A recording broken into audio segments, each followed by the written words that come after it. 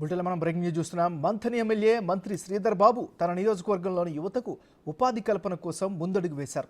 పెద్దపల్లి జిల్లాకు త్వరలోనే Coca Cola unit తీసుకువచ్చేందుకు కసరత్తు చేస్తున్నారు. ఈ మేరకు మంత్రులు శ్రీధర్ బాబు, కోమటిరెడ్డి వెంకటరెడ్డి అట్లాంటాలోని కోకోకోలా పరిశ్రమతో ఒప్పందం కుదుర్చుకున్నారు. మౌలిక సదుపాయాలను ప్రభుత్వం తరపున సమకూర్చుతామని సంస్థ ప్రతినిధులకు హామీ ఇచ్చారు.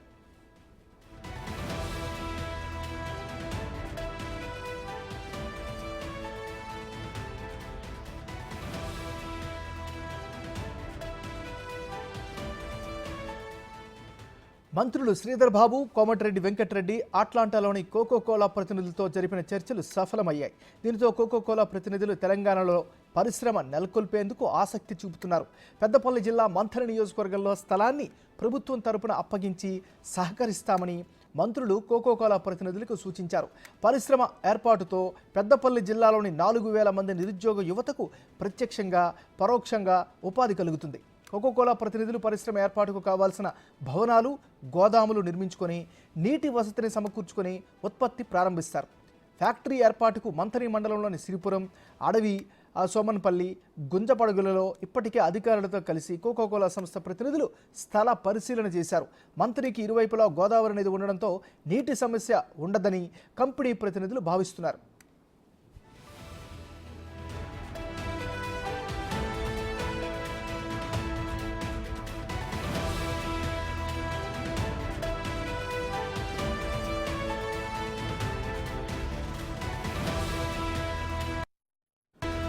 కోకోకోలా ఫ్యాక్టరీ మంథనిలో ఏర్పడితే తెలంగాణలో 2వ యూనిట్ అవుతుంది. ఇప్పటికే రంగారెడ్డి జిల్లా అమీన్పూర్లో మొదటి యూనిట్ ఉండగా ఇది 2వది కానుంది. గత బీఆర్ఎస్ ప్రభుత్వ హయాంలో సిద్దిపేటలో 1000 కోట్లతో కోకోకోలా పరిశ్రమను నెలకొల్పాలని భావించారు. 2022 ఏప్రిల్లో బీఆర్ఎస్ ప్రభుత్వంతో ఒప్పందం కూడా కుదుర్చుకున్నారు. గజ్వేల్లో స్థల సేకరణ కూడా చేశారు.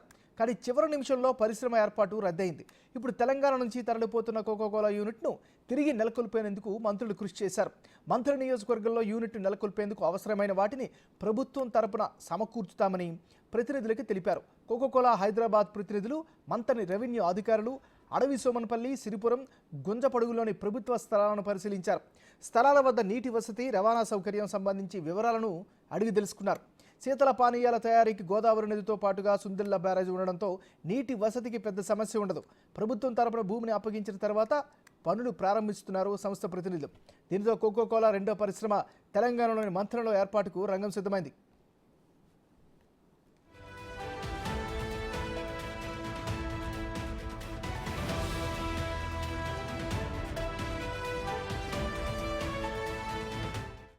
రైట్, ఇదే అంశానికి సంబంధించి మరింత తాజా సమాచారాన్ని మా రిపోర్టర్ శ్రీనివాస్ అందిస్తారు. శ్రీనివాస్, చెప్పండి.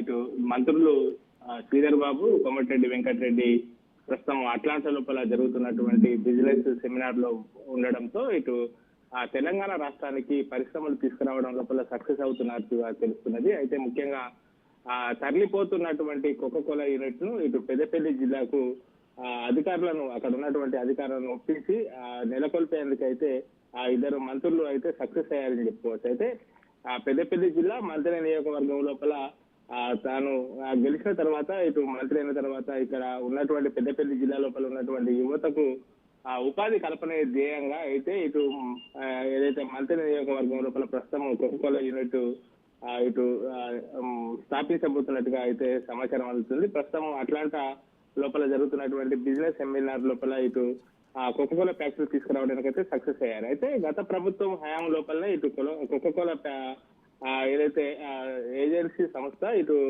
తెలంగాణ లోపల ఏదైతే కోకోకోలా యూనిట్ ను ప్రారంభించాలని చెప్పి తీర్మానించింది. అయితే గత ప్రభుత్వ హయాం లోపల ఇటు గజ్వేల్ లోపల ప్రారంభించడానికి అక్కడ ఒప్పందం కూడా చేసుకున్నటువంటి పరిస్థితి. దాదాపుగా 1000 కోట్ల రూపాయలతో ఇటు కోకోకోలా ఫ్యాక్టరీ ప్రారంభం అవుతున్నటువంటి నేపథ్యం లోపల గత ప్రభుత్వం అయితే ఇటు స్థల సేకరణ చేయడం లోపల అయితే విఫలమైందని చెప్పుకోవచ్చు. అయితే స్థల సేకరణ విఫలమైనటువంటి నేపథ్యం లోపల కోకోకోలా ఫ్యాక్టరీని తరలించేందుకు అయితే ఇటు అధికారులు సిద్ధమవుతున్నటువంటి నేపథ్యం లోపల ప్రస్తుతం మంత్రులు శ్రీధర్ బాబు, కోమటిరెడ్డి వెంకటరెడ్డి అట్లాంటాలో జరుగుతున్నటువంటి బిజినెస్ సెమినార్ లో భాగంగా కోకోకోలా ప్రతినిధులు కలవడం జరిగింది. తెలంగాణ రాష్ట్రం లోపల తరలిపోతున్నటువంటి ఫ్యాక్టరీ మళ్ళీ ఉంచాలని చెప్పి చెప్పారు. మేము దీనికి సంబంధించినటువంటి ఆ స్థలాన్ని కావాలి, తర్వాత ఇటు పరిశ్రమకు కావాల్సినటువంటి నీటి కానీ అన్ని సదుపాయాలు ఏర్పాటు చేస్తామని చెప్పినటువంటి నేపథ్యం లోపల అయితే ఇటు మంత్రి నియోజకవర్గం లోపల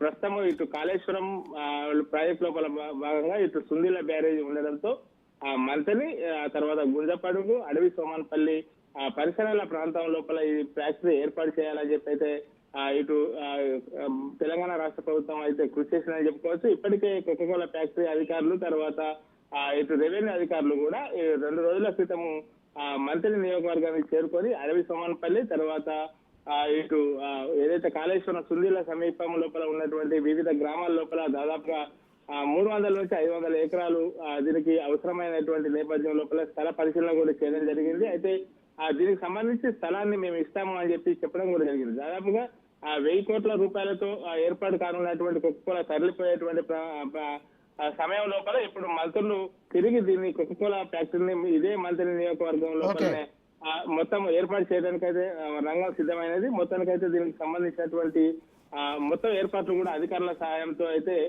ఏర్పాటు చేస్తున్నటువంటి పరిస్థితి కనబడుతుంది నాగరాజు. Thank you Srinivas.